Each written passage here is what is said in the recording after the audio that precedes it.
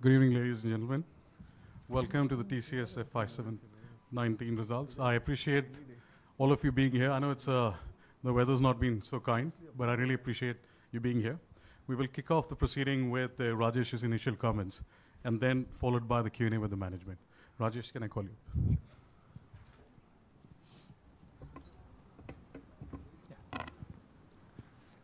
So hi and good evening to all of you. It's my distinct pleasure to share with you our results in the Q1 for FY19. But before I get into some of the details of the results, I want to take a bit of time to share with you the perspective with which we are approaching it. This quarter and the year has started off has been one of significant milestones and great momentum in many of the areas that we have been pushing strategically. From a momentum perspective, our thought leadership framework, the Business 4.0 framework that we have spoken extensively about in the past, is continuing to gain a lot of traction with our customers and is helping us power our growth, especially in areas like digital services. But even more importantly than digital services, this framework is an integrative framework which is allowing us to participate across growth and transformation agendas, cutting across the full spectrum of digital and core technologies. I think at the underlying heart of it is something that again we have spoken in the past about. It's our ability to invest in our own talent development, to broad base our talent, and to most importantly, leverage the contextual knowledge that we possess and to deploy it at scale to drive growth and transformation for our key clients. I think the results are really a testimony of that and are very, very encouraging as early signs of success of our strategic choices. The other key element of it is that we continue to lead the industry in the pioneering of newer industry-defining both technologies as well as strategies and work styles. I want to highlight two of them: our location-independent agile and our commitment to go 100% agile by 2020. I believe will be as transformative to this industry as GNDM was in the past century and past decade.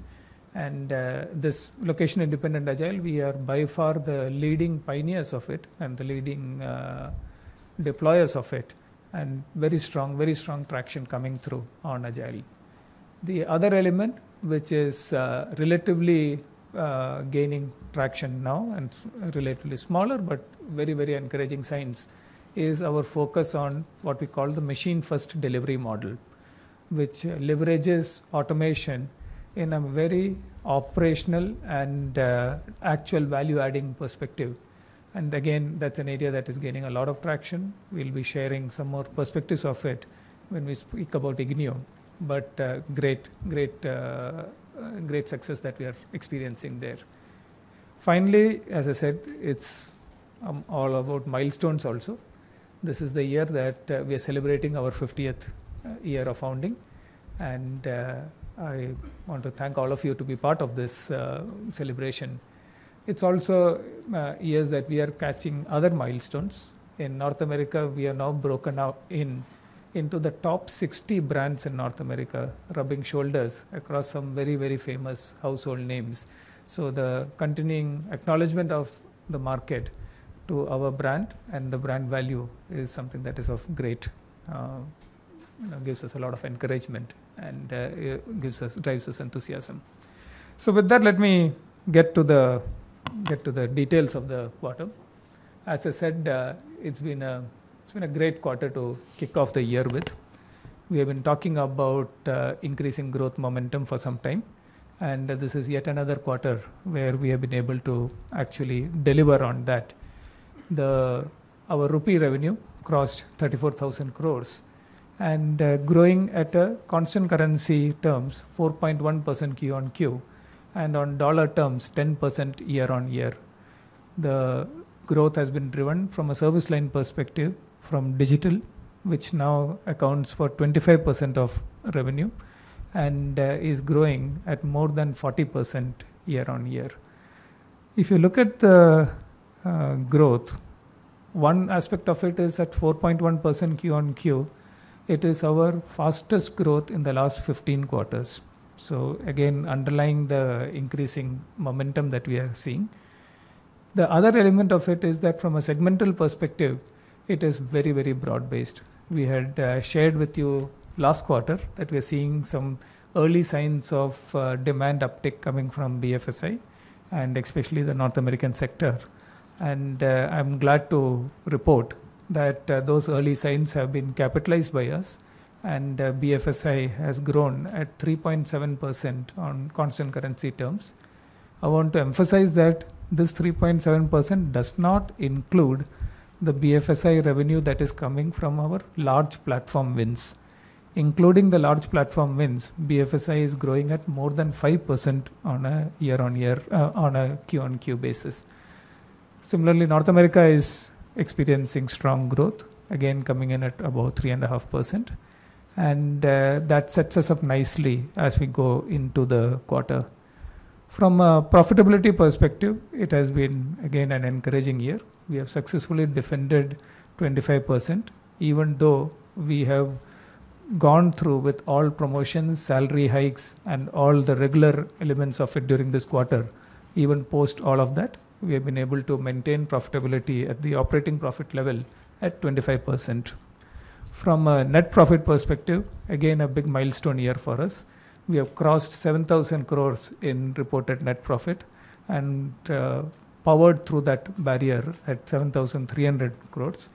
Our net profit growth on a year-on-year basis is now at 23% in reported currency, helped no doubt by a favorable currency environment. The growth has come with good cash conversion. Our cash to net profit continues to stay above 100, and in this quarter, our cash conversion is staying at about 103%.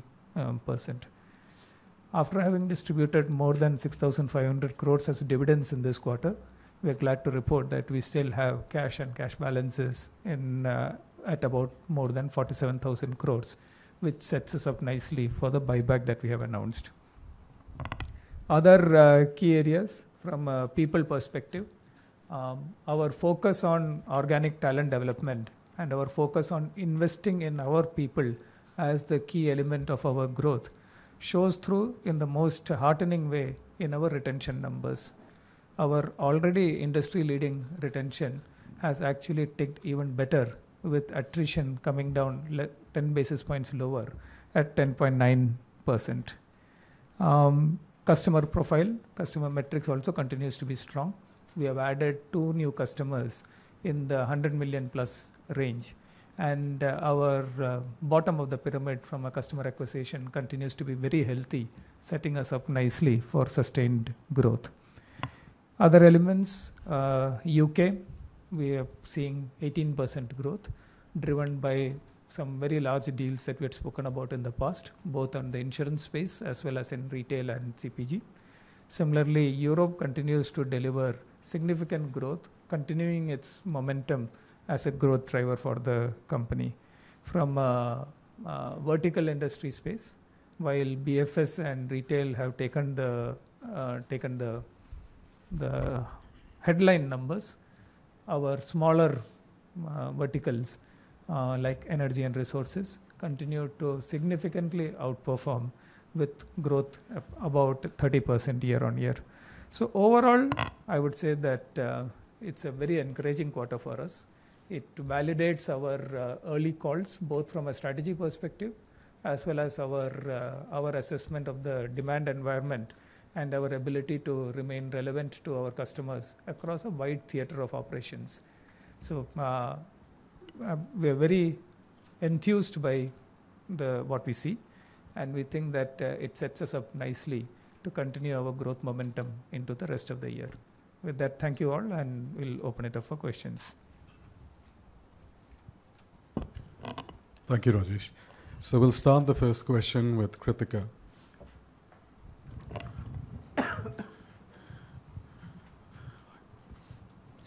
Congratulations on starting the year on a good note, gentlemen. Rajesh, my first question to you, of course, BFSI and North America. While you have seen the pickup this quarter, how sustainable is this? Is there chances of volatility around the corner likely to continue within this year itself for North America and BFSI? I think the BFSI story is especially very broad-based. So what we are finding is that there's a wide spectrum of clients, and some of our most forward-looking and forward-thinking customers have increased significantly their investment into new projects, and they find a lot of relevance from us in our investments in digital and in various areas, whether it be analytics or areas like I spoke about on agile and automation. So our investments are resonating very strongly with our customers. The growth that we are seeing is very broad-based, which hopefully sets us up for a lot of confidence in terms of where it is going. Barring any one-off events, I think we are quite confident about where we see this growth. So this is sustainable. Keeping that in mind, will FY19 be better than FY18? I know you hate answering that, but it looks like there are early signs of the year being better than the previous year. As I said, we are focused on getting back solidly into double-digit growth trajectory. In constant currency terms, this quarter we are at 9.3%, and we hope to sustain that momentum. And it will take us wherever it will take us. But as a management team, we have shared that in the past. We are very focused on getting back well above the double-digit growth, I think, which is the biggest validation for us, or the biggest test on the appropriateness of our strategy. Okay, and just very quickly, in terms of the kind of large deals that you're looking at right now, the visibility towards large deals, last quarter, by how much are the large deals that you won last quarter contributing in this particular quarter? And what's the order book like over there, especially for the digital large deals? I think in terms of large deals that we announced over the last couple of quarters, yeah. last couple of quarters, all of them have started to contribute to the revenue. And as Rajesh explained in his opening remarks, BFSI really grew by about 3.7%. And then if you include the contribution from some of the large deals which are platform in nature, the BFSI actually grew by 5.6%, right? And as we speak, the pipeline of large deals is solid. We continue to stay focused in stitching together some of our digital offerings and enhance the largeness of the deal per se. And we are confident of securing some large deals in the future. Okay, Ramki, what's the volume growth this quarter? And margins, you have an aspirational target, 26 to 28%. By the end of the year, would you be able to reach that? Yeah, let me take on the, basically we talk of the as a business growth, because as the various types of newer types of business which you are engaged in, the volume as such itself becomes a little bit of an irrelevant. So as Rajesh talked about, we had a constant currency growth of 4.1%. Now on the margins, if you look at the last quarter when we ended, we had a 25.4%. And this quarter we had, due to currency, we got about 70 basis points. So that should take us to 26.1. We also had about the salary increases, etc., which is about 180 basis points, which is the impact of the margins. So if you take from 26.1, if nothing else had changed, and if we factor in the increases for the salaries, we should have been at 26.1 minus 1.8. But whereas we closed at 25, because we were able to get back through operational efficiencies almost about 70 basis points. What it indicates is that typically we have the salary increases in the first quarter and we recover most of it during the next couple of quarters. We've been able to do that quite a bit in this quarter as well. So I think we are very much focused on what we have is our preferred range, and with including the large deals, and we have always maintained that with the growth picking up, we should be able to sustain that. And the growth has definitely picked up in this quarter as well. So that's where we see it on an holistic basis. Okay. Thank you, Kritika. I need to give others a chance. Thank you. Neha from ETN. Sorry, BITV. Good evening, gentlemen.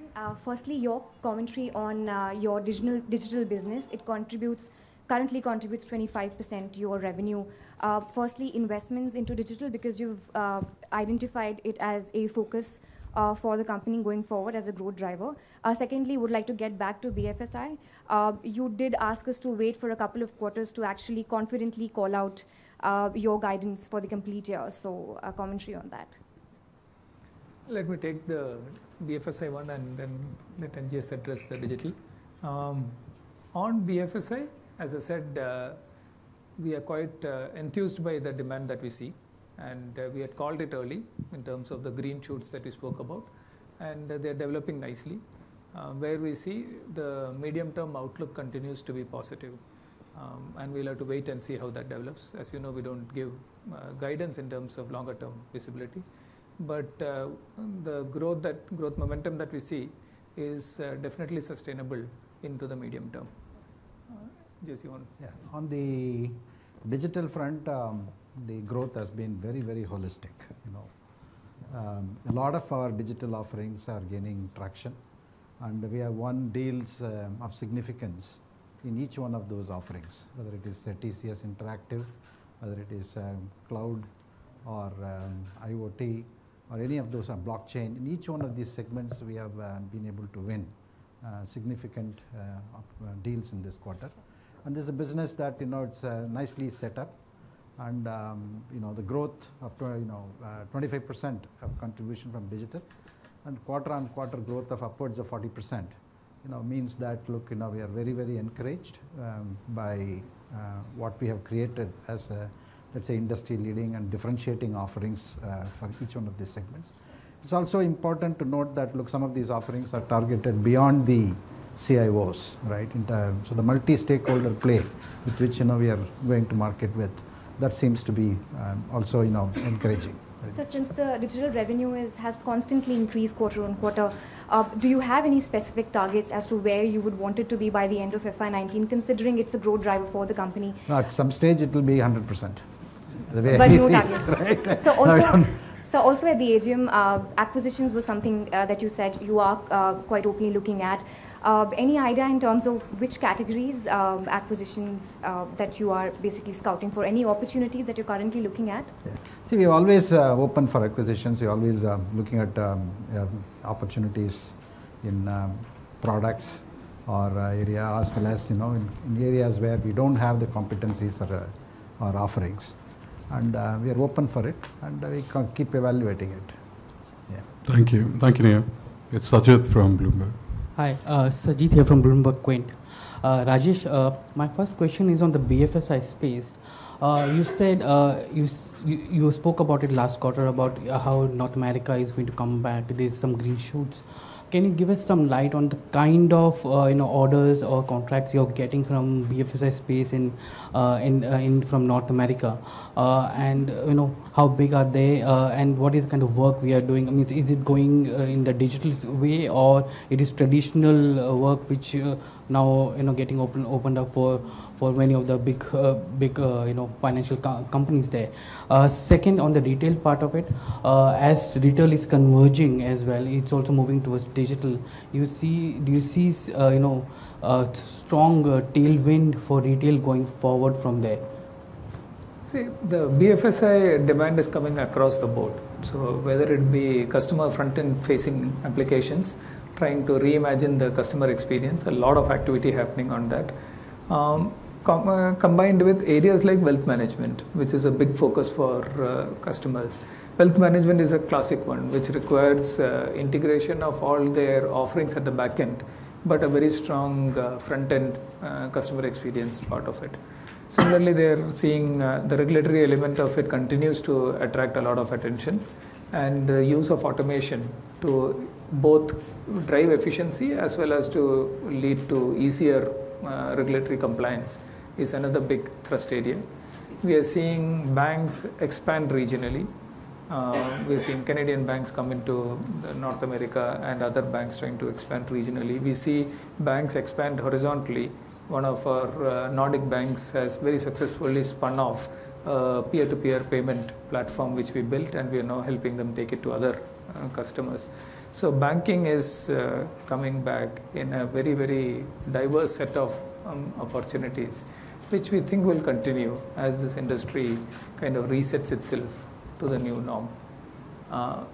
On retail, at the heart of what we're seeing is the brick and mortar retail embracing digital technology to fight against the online only retailer. And many of them like Home Depot, Best Buy, even Marks and Spencer that we're working with, they're seeing very strong traction going after the pure online play by increasing the richness of their client experience and the richness of their offerings. We think that's a theme that will run through. Retail as an industry is still challenged. So, barring aside bankruptcies or such one-off events, the broad-based demand should continue. Do you still see some kind of headwinds coming in from the North American markets, whether it's policy-driven or any other way? Nothing to call out incrementally. We have been operating in a fairly demanding environment, and we have been operating successfully.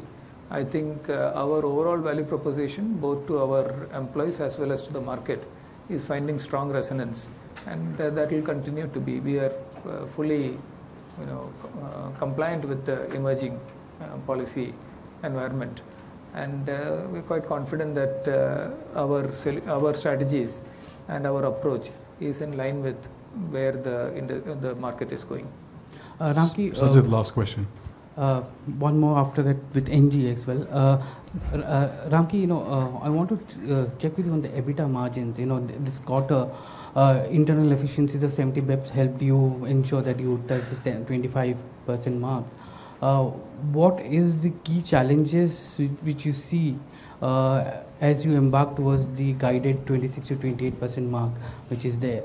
And if you can also elaborate on the cross-currency, situation. This quarter you saw some tailwinds coming that helped you, and in fact rupee depreciated by 5.3%. That also helped the top line and helped you in some way. But as you go ahead, what kind of hedges you have with respect to the kind of the exposure you have? And this other one is the cash to profit ratio. It's more than 100%. Did you start your capex plan or expansion plans for some of the onshore areas in this quarter, or is it going to be done over the next few quarters? Okay, I think you had quite a few questions all rolled into one. Right, and I think the cross-currency factor, I think in the current quarter, the dollar against the rupee depreciated against the dollar, but was stable against the other currencies. But the cross-currency effect between these currencies and the dollar was quite pronounced. So from that perspective, while the dollar depreciation was almost 5%, what it translated into the final currency impact is around 2.7% or so. Second is hedging. We continue with our hedging program. We generally do it on a short to medium term, which is for rolling couple of quarters. We continue to be hedged on all the currencies which we have, and the major currencies. So we don't change our program depending on where the currencies are moving. We stick to a disciplined program on that perspective. I missed your other two other questions. Challenge you foresee as you move towards 26-28%? I think we see the opportunities, because with the growth, with the digital growing at a significant good pace, and the larger deals, with many of the larger deals, and we are delivering to plan.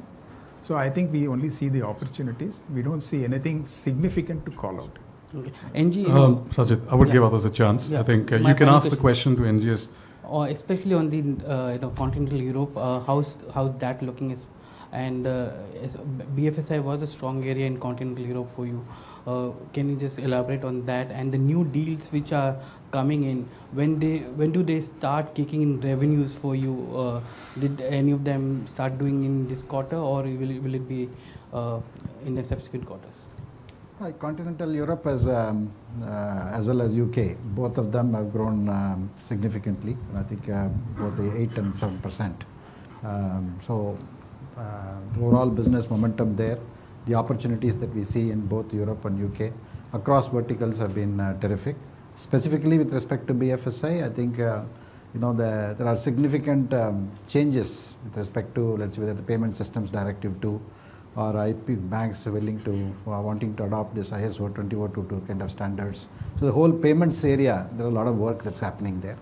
So and then in the previous quarters we talked about workplace transformation, workforce transformation, and then banks wanting to move to the wave 2 of the digital. I mean, all these things are becoming real, right? Becoming real, and then we see significant opportunities in each one of them. And as we sign up these deals, I think there is a clear path to recognizing revenue as well as billing customers and collecting them, right? Thank you. Pranay, from me. Thank you. Congratulations on the 50 and also the $5 billion milestone quarterly. What I want to ask you first is, 4.1% growth in constant currency terms. That is better than what most of the street was expecting. But the divergence is such that 1.6% in dollar, 250 basis points, that's more than expectation, something that we would want to understand more from you. Is this something a little unanticipated? Because up till last month, everybody had penciled in maybe 250 basis point. So is this more than your own expectation, and do you think we've seen the maximum divergence between constant currency and reported dollar terms this time?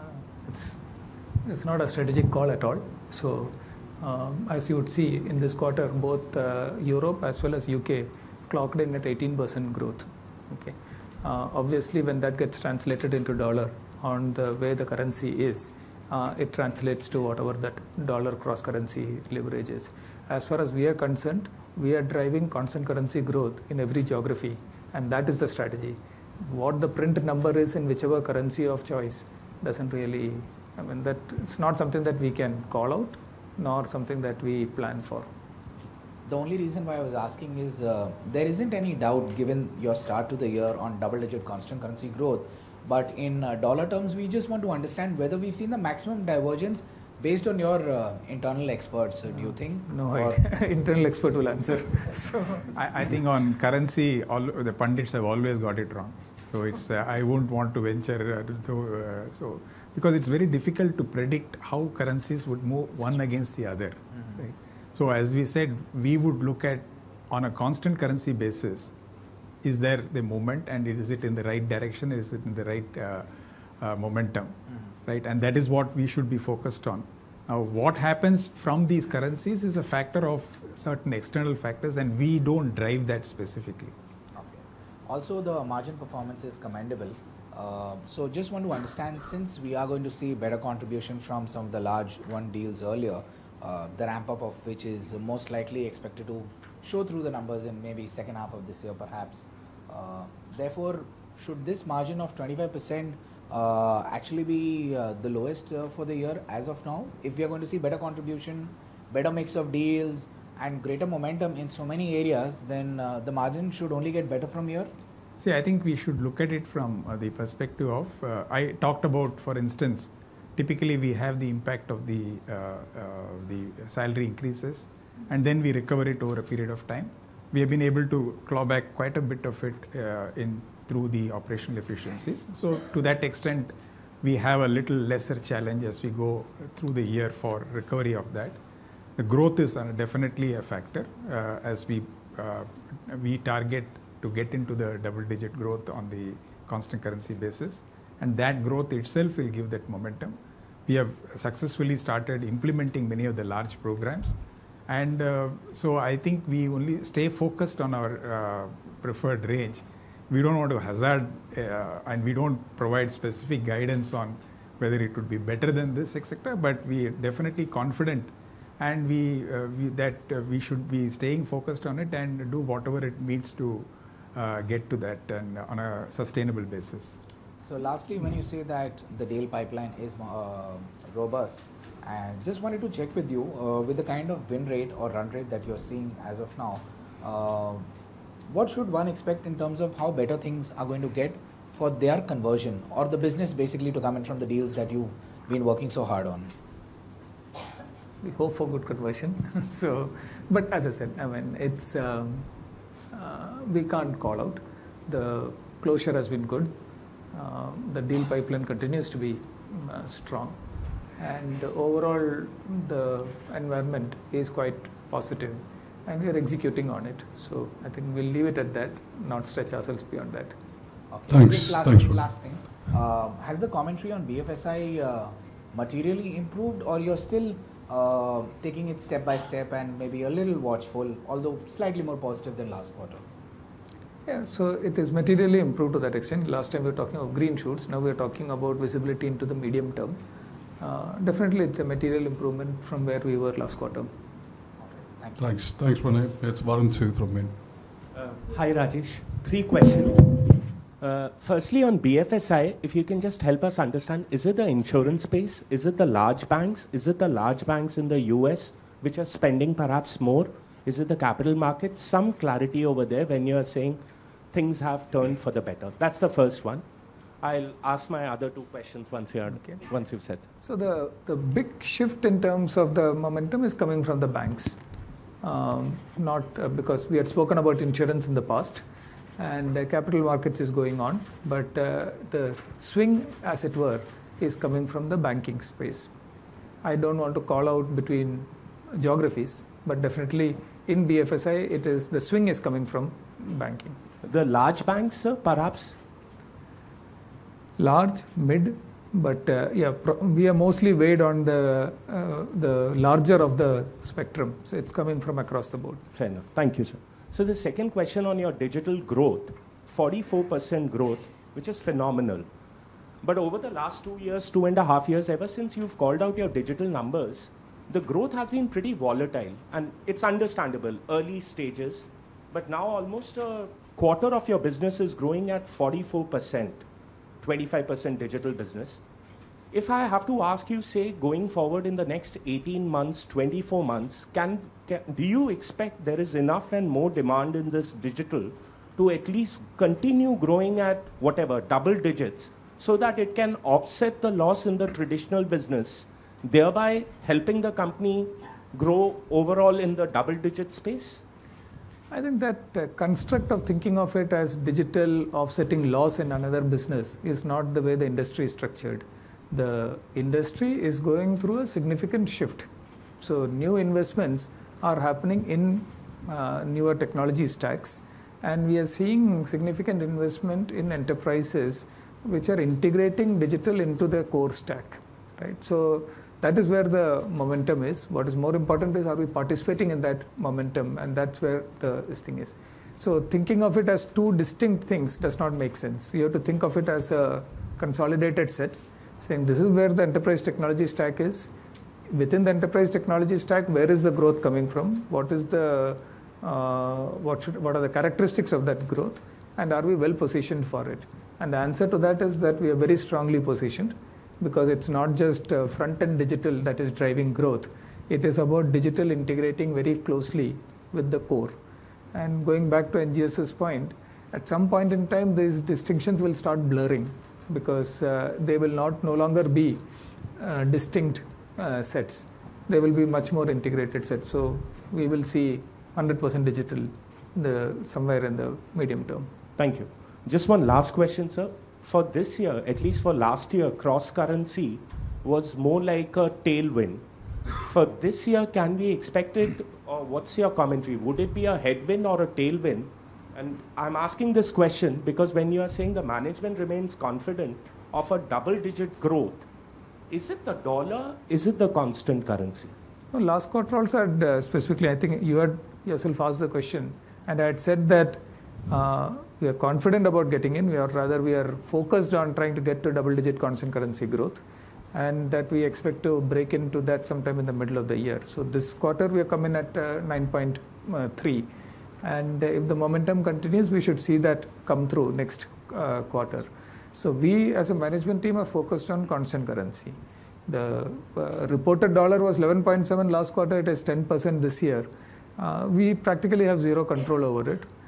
If I see growth in Europe and UK, I'm not going to leave it because it has got a cross-currency impact. So would cross-currency be a headwind or a tailwind, sir? Thank you. See, as Rajesh said, the movements in these currencies one can never predict. So one can't hazard a guess whether it will be a headwind or a tailwind. What is important is to stay focused on, is your business growing?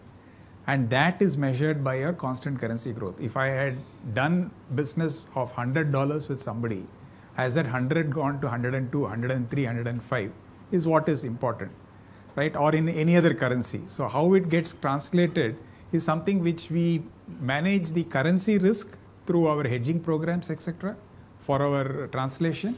But cross currency, etc., is something which nobody can actually predict, and we don't factor it into our business planning. We stay focused on what is our overall business growth, and that is really translated into a constant currency growth. That is what it is important. Varun, a better way of thinking about it would be that North America was growing slower last year, whereas we expect North America growth to pick up this year. That's the more important element of the dollar story. What happens as to how does the European number gets translated into a reported dollar is not I think the big shift that we are seeing is the increasing momentum in North America. Thank you, Varun. It's Romita from Business Standard. Hi. So one thing I'd like to understand in terms of your digital deals would be if it's possible to give a kind of breakup of, since you have a lot of digital offerings, what is it within digital which is particularly driving traction? That would be one. And also, have you reached a point where your digital roles are similar to where the kind of roles you have commanded in your legacy projects, in the large consultative roles? That would be for you. And for Ajoy, I would also like to ask, in terms of hiring in your other locations, I know you don't give geographic breakups, but just to understand, is there, has the hiring in other regions also picked up, and does it also have any impact at all on the margins? We take the first one and then Ajay. So think about our digital stack in three ways. We are not breaking it up at a revenue level, but we're giving a lot of color in our fact sheet. So you will find 2 slides in there, which gives you both commentary about the individual services as well as some of the deals spread out by various areas. But there are 3 big stacks inside digital. One is what we call the digital core, which is the transformation of enterprise technology stack to make it digital ready. So that's a big area. Cloud and other elements come inside the digital core. The second layer is what we call the intelligence layer, where both automation and analytics have a big role to play. And the third layer is what we call the experience layer, where the interactive is a big component of what we say. So you will find in our fact sheet commentary about our participation in deals across all of this, as well as in various other elements. Areas like IoT cut across all of it. They have elements of all of it. So you will find a much more granular commentary in the fact sheet. Currently, we are not breaking out the revenue numbers by the individual lines. Talk about the... See, as far as, before I start, I think we talked about milestones. I should also point out that we have crossed 400,000, 4 lakh employees. So that's again another milestone. And as far as the quarter has been concerned, Rajesh pointed out that we did do all our increments, we did do our promotions and all that. So as a result, it's been a fantastic quarter. And from our employees' point of view, and I think from a variable compensation that we have, that also we have announced, it's been about 100%. So I think from all angles it's been good. Coming to your specific question on the hiring side, if you look at Q1, especially last year Q1, we were negative from a headcount point of view, whereas this year it has been 5,800 positive. So it's been good, significant hiring, and because we are seeing growth, we are seeing the kind of demand that the business has, and it's been all sorts of both in terms of entry level as well as laterals across the globe. So hiring is up in most of the geographies that we are operating in.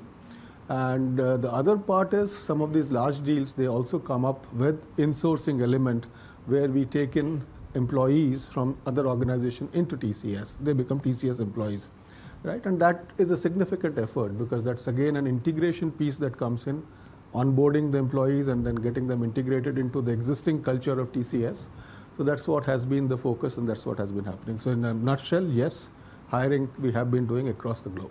It's been good amount of hiring. See, margin is a different aspect. That is, you hire people, you have to be competitive in the globe wherever you are going for the talent. And then you have to manage the margin based on your efficiency, based on your optimization, the tools, automation, and everything else. And that's what we do. Thank you, Ramita. It's Anurag from Z. Sir, just want to understand how big would be this Ayushman Bharat health insurance project for the company, IT infrastructure? Is there any other projects also you are working with government on domestic front? See, it's very difficult for me to size it, but let me share with you that in the state of Andhra Pradesh, our similar project has been the template that the government studied a lot in terms of thinking about it. It's called the Arogyashri project. So we have a lot of experience in this space. We have contributed our thinking and our consulting to help them think through their plan. But exactly how that plays out and what our participation in it is difficult to say. But we are very, very strongly positioned. We are by far the largest executors of nationwide mission critical programs in this country. There is nobody who has the track record of the kind of work that we have done. So we are well positioned for it, but as the specifics emerge, we will see. So if you can tell what all will come under your domain, if possible. Our participation is typically across the board. We do consulting, we do design, we do implementation, we do post-implementation support. So we have both the track record and the appetite to participate across the board. You've seen that in our Passport Seva project. You've seen that in the work that we have done for the payments, the BEAM UPI project. So we have, as I said, both the track record as well as the appetite to participate across the stack. Thank you, Anurag. It's the last question from Ken from Nikkei. Hi, nice to meet you. My name is Ken Koyanagi with Nikkei Asian Review. I was newly posted in Mumbai this April, so pleased to see you. Anyway. Please help me understand why there is a huge difference between so-called new technology revenues at Accenture and your digital revenue. Isn't it an apple-to-apple comparison, or is it just a matter of classification of revenues, or is there any fundamental differences in the way you do businesses between you and your competitor? And if there is, what kind of measures do you think you have to do? I don't have a direct answer to that. I think broadly they are similar. Broadly you will find us participating a lot on the full digital stack, that what I explained to the earlier question. So it's currently running at a run rate of slightly more than $5 billion. Growing, last year it grew at 30% plus. This quarter we are starting off with a 45% growth. I think the most important difference from some of the other competitors is that our revenues have been built entirely organically. We do not have a active inorganic strategy or an active inorganic component in the way this revenue stream has grown. So the $5 billion of revenue have all been built organically, both the business as well as the delivery side, the talent development side. I think that by far is the biggest difference. And the other big element of it is that we think of it as I had mentioned it earlier, we think of it as an integrated set. So while we report it differently, our biggest sweet spot is in the interface of digital and existing technologies. We call it the focus on the digital core. So our big focus is on that interface and helping enterprises leverage digital technologies within the context of their existing stack and helping them transform. In those two elements, in the focus on organic growth and in the focus on the core digital core engineering part, I think we are by far the best in the world and far ahead of competition. Could you elaborate a little bit? What is the difference between organic and non-organic revenues? The differences, as I said, both from a talent acquisition side as well as business development side, we have not acquired companies to grow into the digital space. We have actually both delivery side, sales side, solution design side, all of these elements have been built in-house. And by leveraging what we call the contextual knowledge that we have of the customer and marrying that with the new technology knowledge, we've been able to grow this business. And there we are by far unique in the industry. Are you going to continue to do that? Absolutely. It's a stated strategy. It's a strategy that had been, I think, met with a bit of skepticism in the past by the market. But our success in the recent times is a great validation of our strategic focus and our ability to execute on that strategy.